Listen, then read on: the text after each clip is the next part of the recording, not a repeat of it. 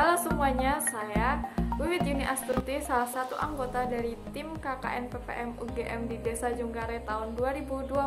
Nah, dapat kita ketahui bahwa saat ini sampah organik di Indonesia itu jumlahnya 60%, melebihi jumlah sampah yang lainnya. Yang mana oleh karena itu ada baiknya bahwa kita peduli terhadap lingkungan kita dengan memilah sampah kita sendiri dan mengolah sampah kita sendiri ya. Nah, adapun ada berbagai macam pengolahan sampah organik, bisa menggunakan fermentasi, POC, kemudian bisa dijadikan energi, dan masih banyak lagi pengolahan sampah organik yang bisa kita lakukan. Yang mana salah satu yang akan saya sampaikan kali ini yaitu pengolahan sampah organik menggunakan fermentasi untuk dijadikan ekoenzim. Nah, apa sih ekoenzim itu? Ekoenzim pertama kali diperkenalkan oleh Dr. Rosukan, yaitu pendiri Asosiasi Pertanian Organik di Thailand. Nah, ekoenzim itu sendiri merupakan hasil fermentasi dari sampah organik, kemudian gula merah dan air. Nah, untuk catatan, sampah organik yang digunakan ini kalau bisa 80% itu sampah buah, kemudian sisanya bisa menggunakan sampah sayur. Kenapa harus 80% menggunakan sampah buah? Karena apabila sampah sayur semuanya, maka aromanya kurang sedap, sehingga perlu ditambahkan seperti kulit jeruk, serai atau pandan wangi supaya aromanya wangi seperti itu.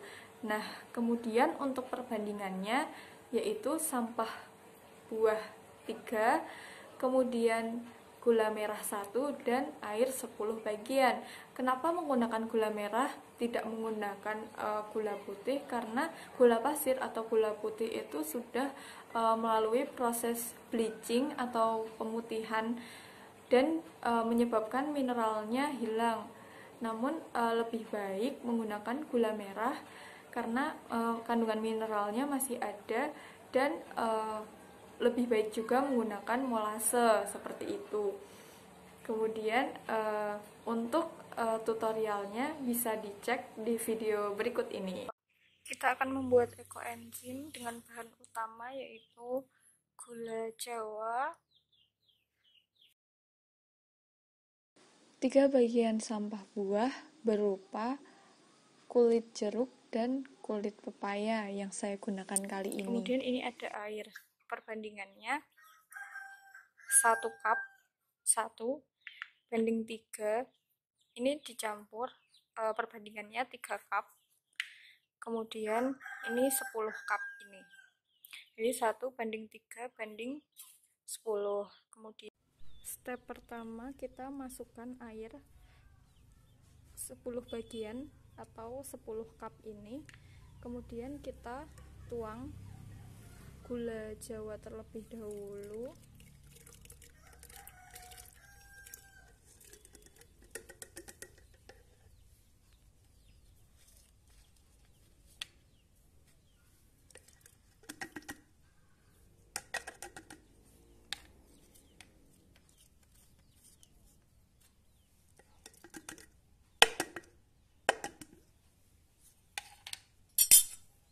Kemudian kita aduk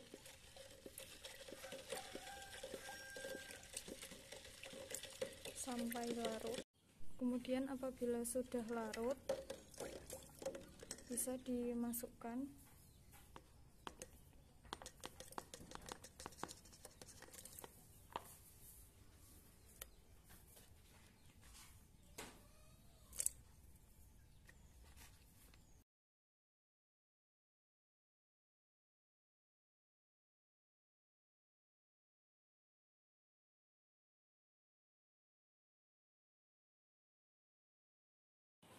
apabila sudah, kemudian diaduk.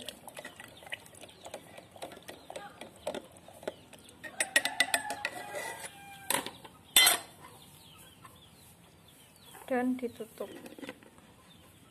Pastikan tertutup rapat.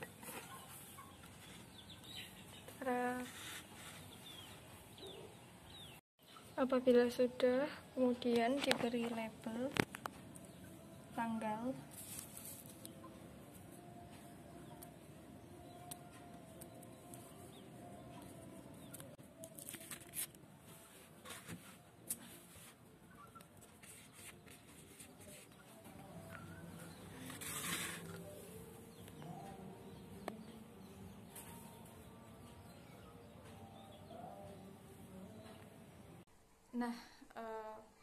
dalam prosesnya fermentasi ekoenzim akan berjalan selama 3 bulan.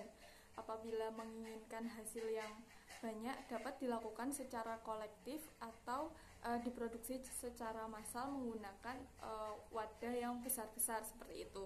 Kemudian untuk 1 bulan pertama, wadah fermentasi harus dibuka untuk mengeluarkan gasnya seperti berikut.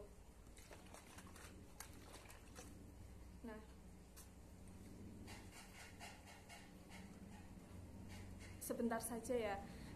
Nah, apabila beruntung, kita akan mendapatkan mame jelly atau mother jelly, yang mana itu bisa dimanfaatkan untuk obat luka di kulit bagian luar seperti itu.